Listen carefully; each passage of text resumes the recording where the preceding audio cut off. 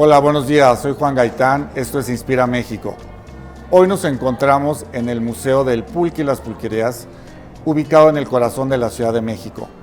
Hoy aprenderemos y conoceremos más sobre esta bebida tradicional de México con nuestro anfitrión, el director Luis Salgado.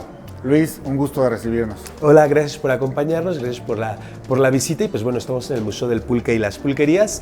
El museo nace un 8 de febrero del 2019, administrado de la mano de la Asociación Mexicana del Pulque y las Pulquerías, que tiene varios agremiados, entre ellos más de 34 pulquerías nada más en la Ciudad de México.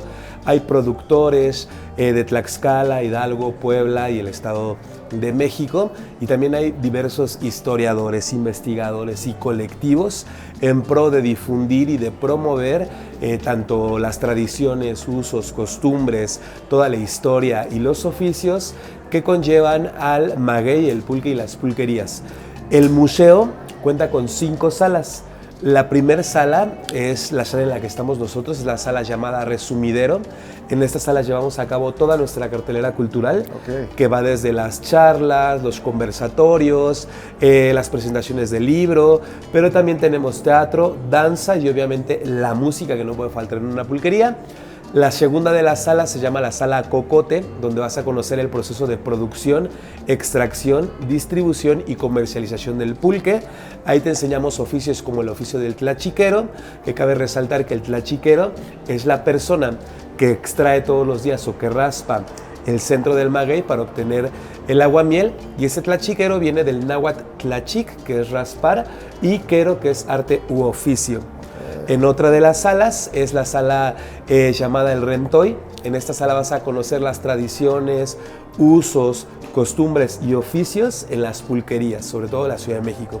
Pero también te vas a enterar de la gastronomía pulquera, ¿no? También te vas a enterar de cómo es que es el proceso de elaboración de los curados, las legislaciones, el proceso de las licencias y toda la cuestión social, económica y política de las pulquerías. Después tenemos la cuarta sala, que nosotros decimos que es la sala lúdica e interactiva, que es la pulquería con tradición panana, donde vas a conocer el pulque de Hidalgo y el pulque de Tlaxcala.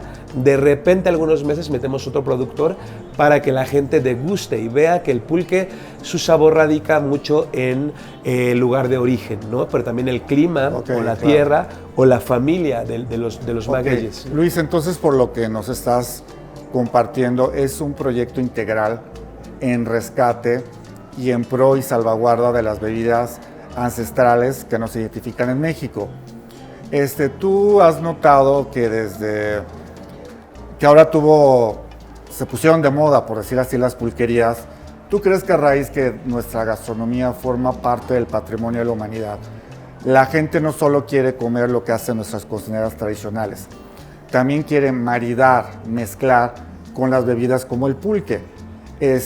¿Tú has notado que ahora la gente ya busca ese tipo de experiencias? Yo creo que eso es muy importante lo que comentas, porque también vienen unas nuevas generaciones que se interesan en qué están comiendo y qué están tomando, pero de cuáles son los orígenes de eso. Pero también vienen generaciones que quieren consumir o beber cosas más orgánicas, cosas más naturales. Entonces toca a bien que esa oleada le tocó al pulque. Pero también en el año 2000 viene una resignificación de las nuevas generaciones, porque recordemos que en el 2000 se viene el centenario y bicentenario de la Revolución e Independencia. Entonces comenzamos a preguntarnos nosotros, o los jóvenes, a cuál es nuestro sentido de identidad, cuál es nuestra pertenencia a nuestras raíces como mexicanos, y dentro de toda esta vorágine encontramos al pulque, que es una bebida con 2500 años de historia, que nos lleva a justamente entender mucha de nuestra idiosincrasia, pero mucho de nuestra representación de manera internacional, ¿no? Entonces todo esto en conjunto llega a que las nuevas generaciones, no solamente nacionales, sino extranjeros, se interesen por esta bebida, pero también se interesen por rescatarlo. Y nosotros como museo decimos, bueno, a lo mejor el pulque no te gusta consumirlo, y eso está muy bien, pero a lo mejor el pulque te gusta por la parte histórica, por la parte gastronómica, por la parte económica, política, social, arqueológica del pulque, o cultural o tradicional, ¿no? Hemos descubierto unas tradiciones bonitas, hermosas que eran en las pulquerías, ¿no? Por ejemplo, la quema de Judas, que era esta quema para simbolizar el bien contra el mal, pero que después ya como en 1950 se convirtió en un movimiento político y que el Judas representaba al político más odiado de la época, ¿no? Entonces, todos estos movimientos han hecho que el pulque tenga una revitalización en este año y sobre todo el año pasado, que fuimos parte del comité para que el pulque o el proceso del pulque fuera catalogado en las 16 alcaldías de la Ciudad de México como patrimonio tangible e intangible de la Ciudad de México. Por ejemplo, acá viene el primer recetario donde ya se incluía el curado de Salvador Novo. Wow, no sabía. Por ejemplo, en la época de Ernesto Uruchurtu, que se cerraron más de 150 pulquerías, también es un momento político muy, muy fuerte. De hecho...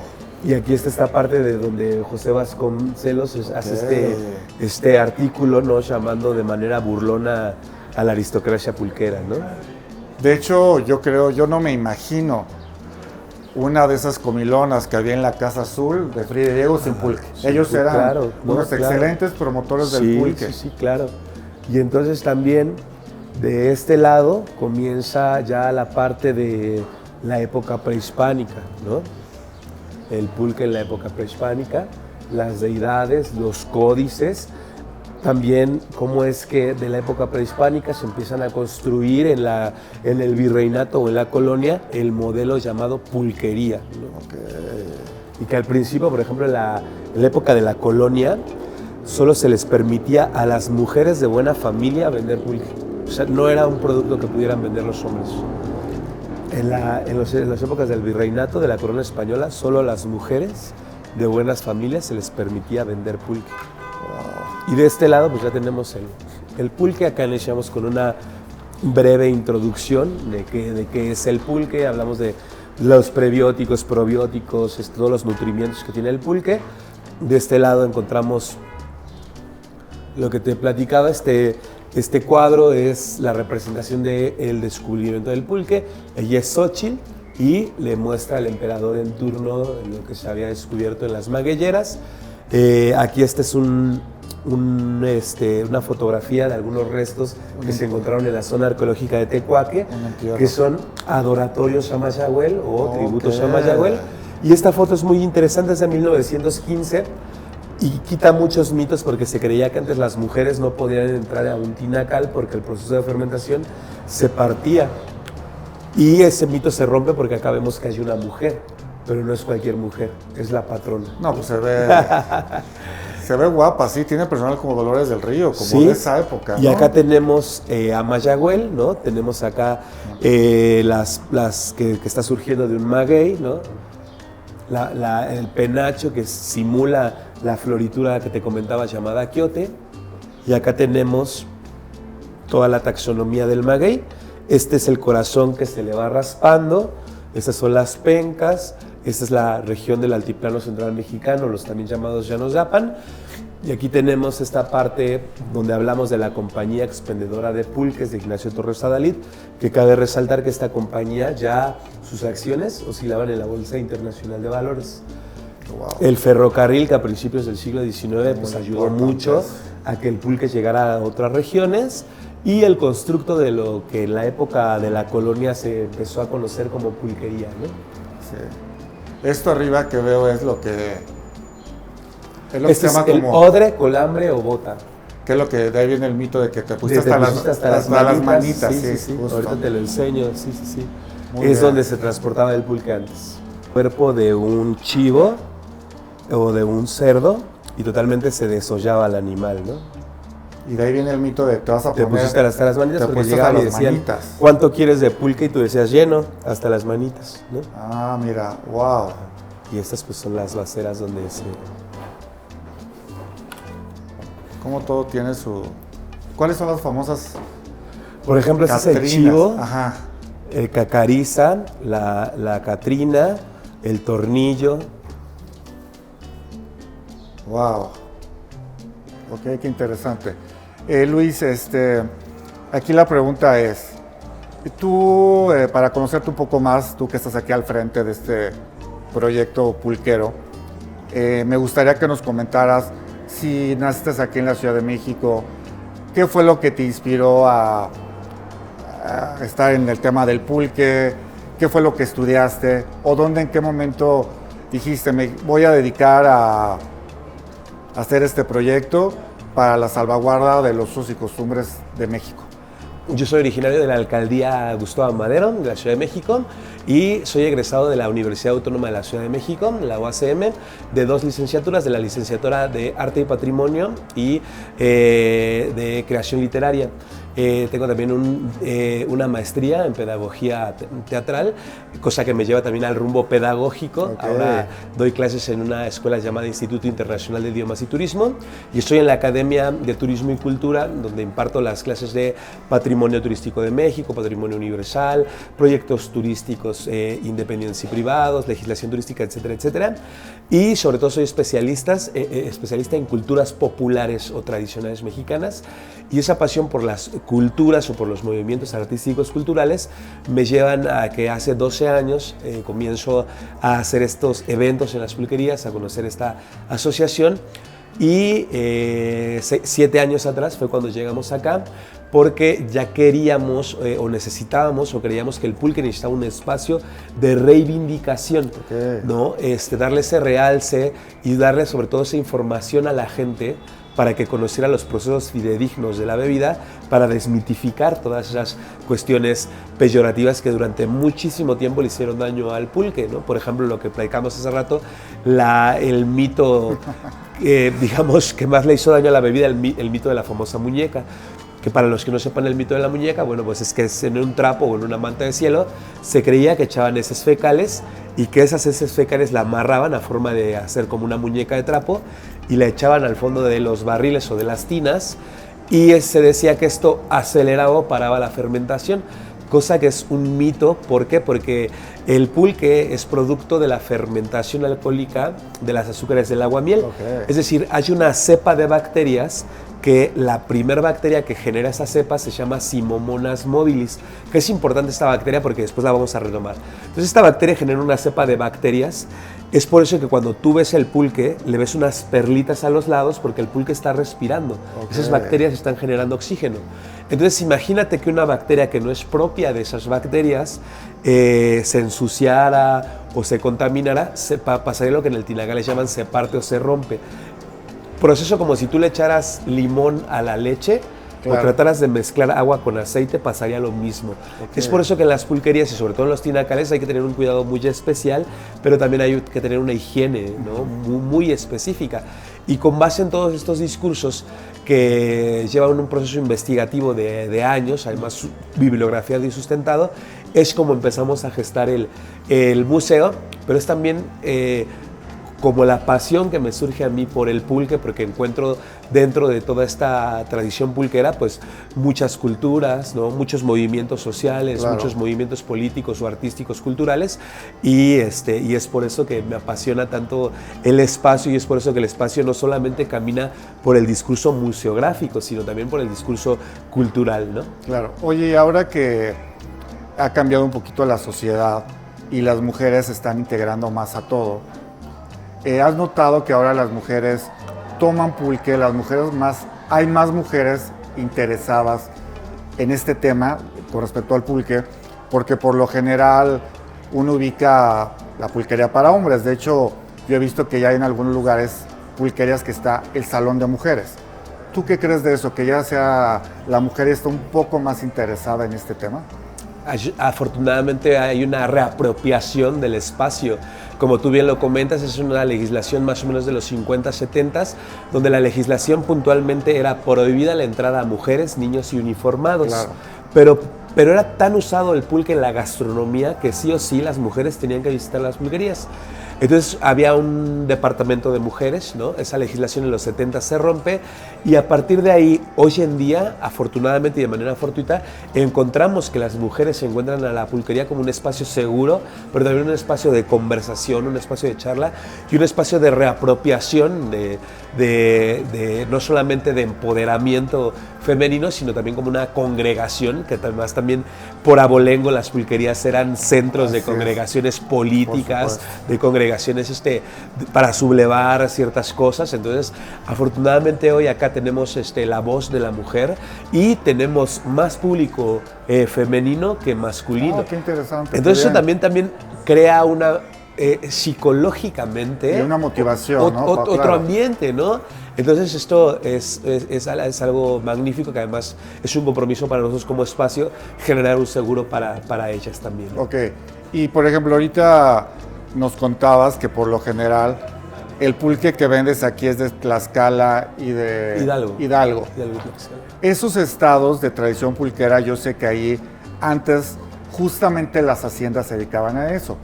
Por ejemplo, en Morelos las haciendas eran azucareras y en la zona que estamos hablando eran haciendas pulqueras. ¿Qué se necesita, tal vez clima, tierra, para que esos estados se dé cierto tipo de maguey para la producción del pulque? Fíjate que justo por eso surge la llamada región de los Llanos de Apan. Okay. Se dan cuenta que la altiplanicie central de México es muy bondadosa en cuestión de la fertilidad de la tierra, pero también del clima, que es un poco húmedo seco, ¿no? Okay. Entonces el maguey, sobre todo las especies que te menciono, que son ayoteco, manso, púa larga, chalqueño y americano, son las que se dan en toda esta región, que es Hidalgo, Tlaxcala, Estado de México, Puebla, e incluso parte de la Ciudad de México, como Xochimilco, Milpalta, tienen todavía esta bondad de la tierra, pero también esta parte climática que ayuda a que el pulque tenga una mejor producción. Es decir, el pulque también, o la calidad del pulque también depende mucho del clima. Por ejemplo, cuando hace mucho calor en temporada de primavera-verano, las aguamiles se agrian y el pulque sabe un poquito más acidito de lo normal. Cuando hay temporada de lluvia, el pulque viene muy aguadito porque las aguamiles se degradan con el agua, y la mejor temporada para tomar pulque es el invierno. No hay sol, no hay lluvia, y el clima frío ayuda mucho a la producción o la calidad de las aguamiles y por ende del pulque. Oye Luis, y tú, estando al frente de este museo como director, como gestor, ¿cuál ha sido tu mejor experiencia y tal vez un poquito la más complicada de resolver?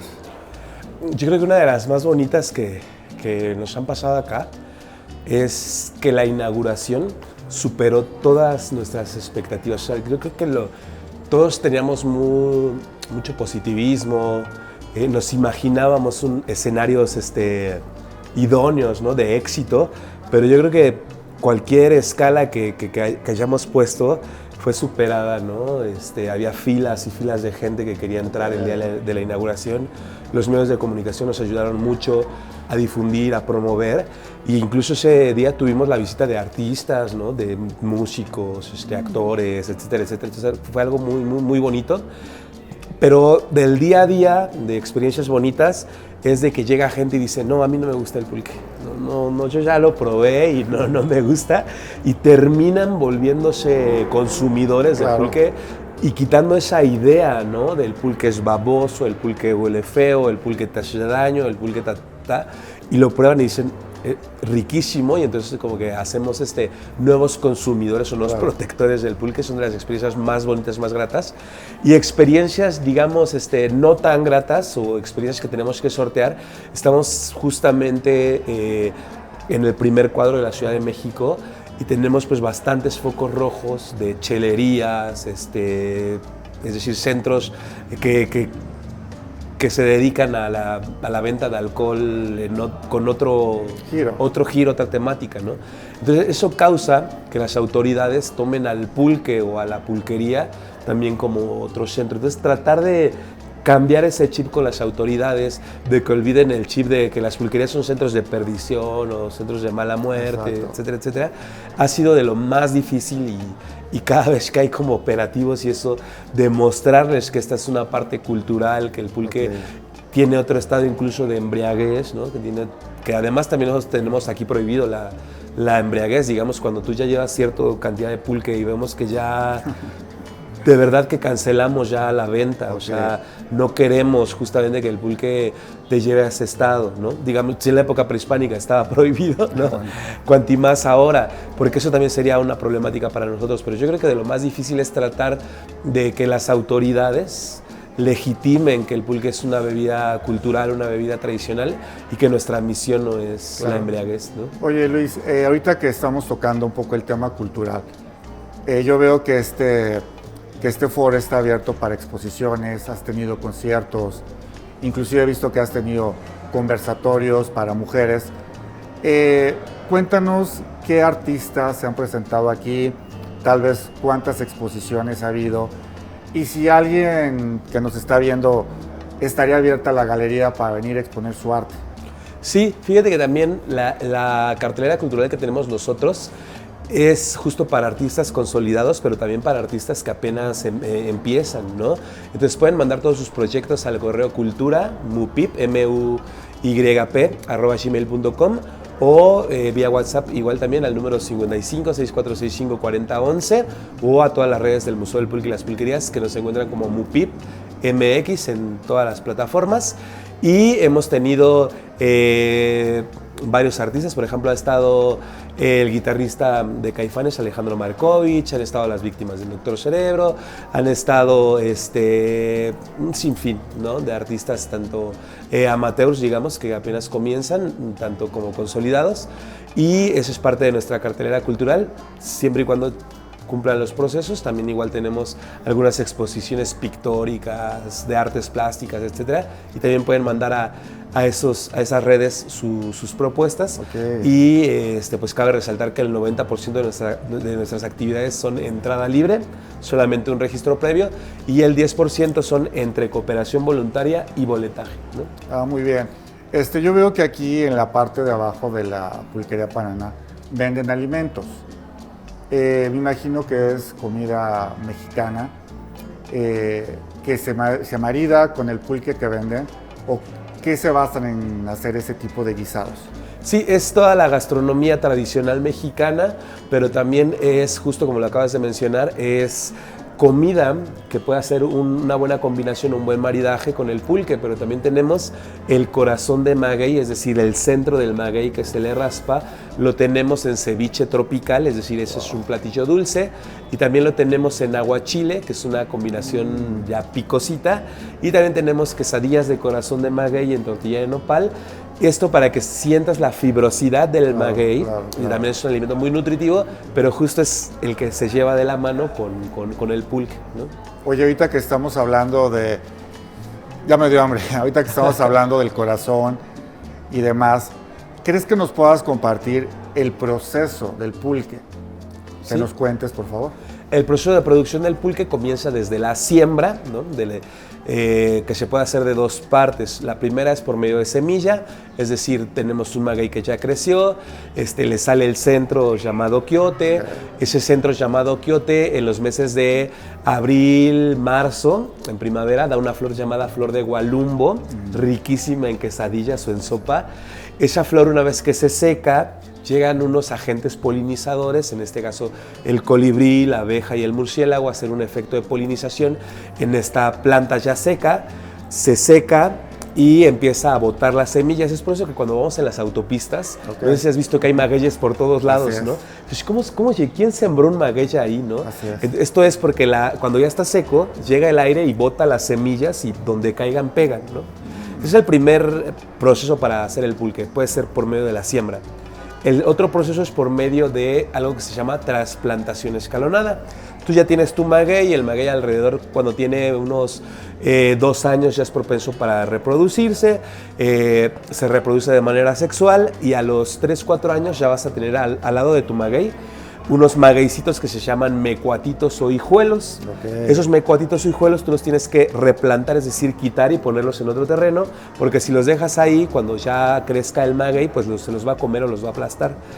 Entonces haces tu reproducción escalonada de magueyes. Una vez que tu maguey tiene alrededor de 8, 10 o 12 años, ahorita vamos a hablar por qué hay esa etapa, ya es propenso para ser capado.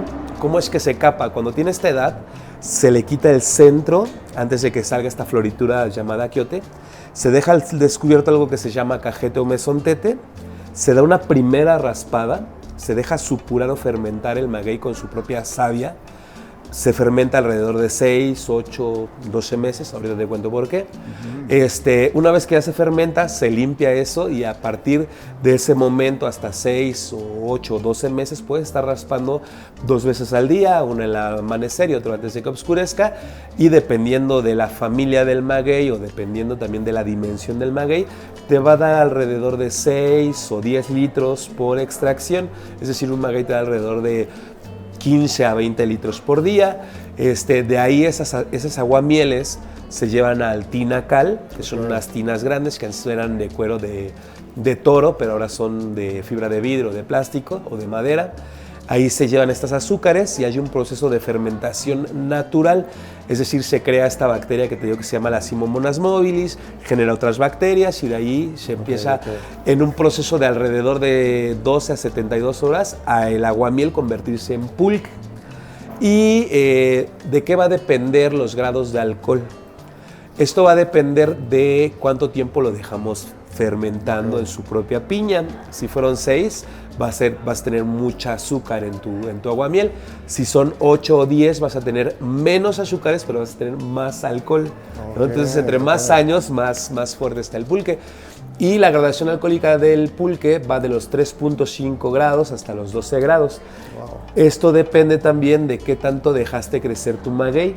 Si tu maguey llegó a los 12 años, es un maguey muy, muy maduro que te va a dar unas aguamieles con un cuerpo muy viscoso, es decir, vas a tener un pulque con mayor cuerpo, pero también con mayor cantidad alcohólica, etc.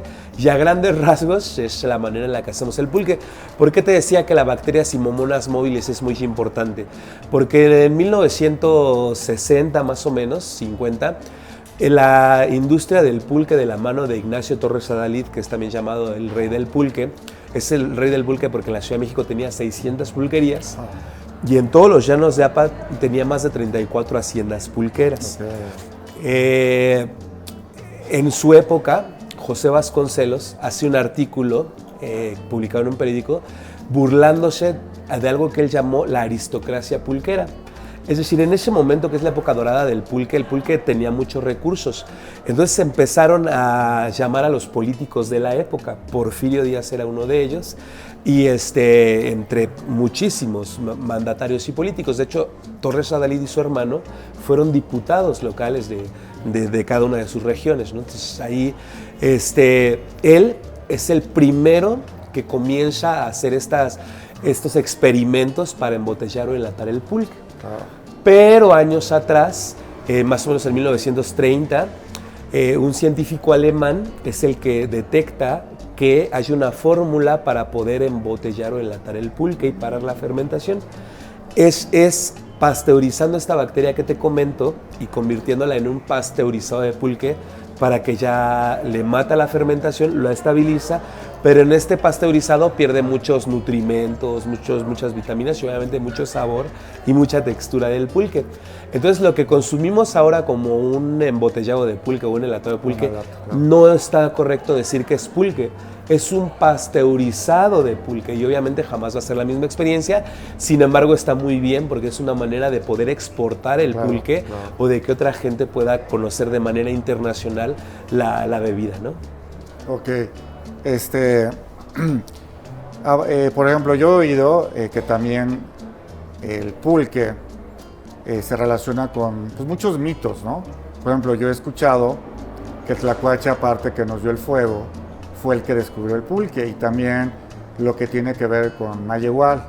¿Qué nos cuentas sobre eso? Por ejemplo, el primero de los mitos principales del pulque es el mito de la diosa Mayahuel. Se cree que Mayahuel era una princesa o diosa que se enamora de la forma humana de Quetzalcóatl. Entonces renuncia a sus dotes de princesa o diosa para descender a la tierra y enamorarse de la forma humana de Quetzalcóatl. Tienen un tórrido romance. Su abuela Sinsimine desde el inframundo los ve, se molesta bastante y los empieza a buscar.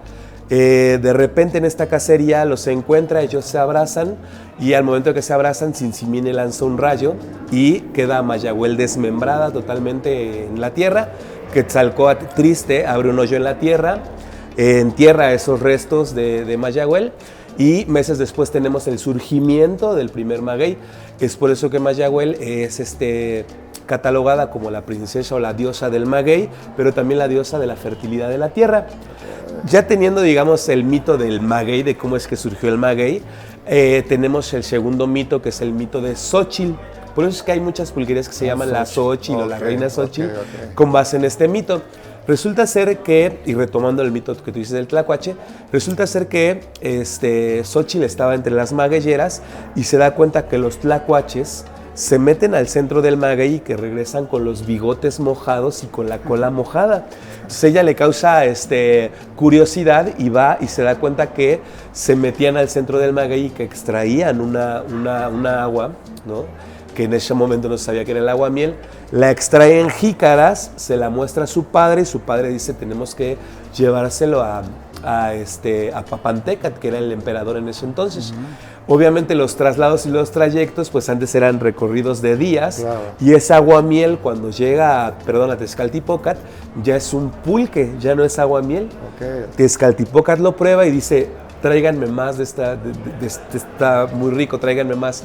Entonces Mayahuel es la princesa del maguey y Xóchitl es la que descubrió el pulque, ¿no? Entonces, volviendo a la cuestión de las mujeres y del empoderamiento y de la reapropiación del espacio, desde la época prehispánica el pulque ya tenía este surgimiento femenino, ¿no?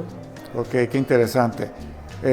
Yo creo que ahorita, Luis, para terminar el tema del maguey, yo creo que ahorita vamos a tener una degustación. Claro.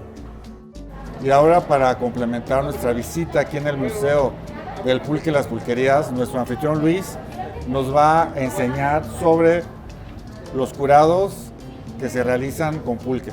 Luis. Hola, muy buenos días, bienvenidos. Pues bueno, el pulque es una bebida producto de la fermentación alcohólica de las azúcares de algunos magueyes aguamieleros o pulqueros. Entre ellos tenemos los clásicos, que son salmiana, yoteco, manso, púa larga y el chalqueño. Y con base en esa fermentación alcohólica de esas azúcares del aguamiel, tenemos ya la elaboración de los curados, que son con base en vegetales, frutas y semillas de temporada. Hay un proceso depende de la fruta, semilla o vegetal, hay un proceso de machacado, macerado, se muelen, etc. Y la pulpa de esa fruta o de esa semilla se pasa o se mantea, haciendo una combinación perfecta entre el pulque blanco y esa semilla, y ya tenemos los curados, ¿no? Que es una gran variedad. Hay curados de temporada dependiendo de la fruta. Por ejemplo, el curado de cempasúchil, que es en noviembre. Muy bien. Tenemos también el de mandarina, que es muy rico, muy fresco. Y ahora tenemos algunos curados, digamos, como que le gustan un poquito más a los jóvenes, ¿no? Que es el curado de mojito, el curado de vino tinto, etcétera, etcétera, ¿no? Y de los sabores, ¿cuál es el que más la gente te pide? Digamos, el clásico, hay dos clásicos que, digamos, no pueden faltar en una pulquería, que son el de avena y el de piñón, ¿no? Son los que, digamos, la gente que ya ha visitado una pulquería es lo que piden. Y bueno, acá tenemos, por ejemplo, este es el clásico de piñón. Tenemos aquí apio, tenemos melón con coco, tenemos avena, tenemos guanábana, tenemos mamey, tenemos frutos rojos, fresa, nuez, piña. Este es natural y este es de frutos rojos, ¿no? Está buenísimo el de piñón, todos están muy buenos. Sí. ¿Cuál de los curados es tu favorito? Fíjate que a mí me gusta mucho el de avena, que es un tradicional, típico, claro. O también piñón, pero hace muchísimos años probé uno de melón, riquísimo, y fíjate que por más que he ido a pulquerías o por más que lo han hecho aquí, no puedo encontrar otra vez ese sabor del curado de melón, pero en general avena y piñón son mis favoritos. Ok, por ejemplo, aquí el pulque les llega todos los días. Todos los días llega, un día llega de Hidalgo y otro día llega de Tlaxcala para mantenerlo fresco todos los días. Oye, amigo, ¿y cuántos litros venden por día, más o menos? Fíjate que sería difícil calcularlo, pero sí, ajá, yo creo que son alrededor de unos 400, 500 litros al día. Ok, por día. Que es nada a comparación de lo que se vendía en la época de oro, ¿no? O sea, yo tengo facturas que he recuperado de investigación, por ejemplo, en los años de 40, en los años 50, o sea, vendían alrededor de 2.500 litros Por día. Por día. Porque recordemos que el pulque no solamente era para tomártelo, sino también era en la gastronomía. Las tortillas, para que no se hicieran, al momento de calentarlos, para que no se hicieran tiesas, las bañaban con pulque. La carne, antes no había sazonadores de carne o ablandadores de carne, Pulque, se ablandaba con pulque, ¿no? Había regiones en las cuales no llegaba el agua y se les daba pulque a los niños. Había niños que tenían desnutrición y se les daba aguamiel, ¿no? Entonces, por eso que la producción de pulque era muy, muy alta. Y por ejemplo, esta producción ahora que se está usando para el pulque, ¿es autosustentable? Sí, es autosustentable, sin embargo yo creo que necesitaríamos que fuese autosustentable ampliando el espectro, porque a veces es autosustentable solamente para algunas familias. Obviamente hay ranchos mayores que es autosustentable ya para una región, ¿no? Nos haría falta que fuera sostenible por regiones y no solamente por algunas familias. Ok.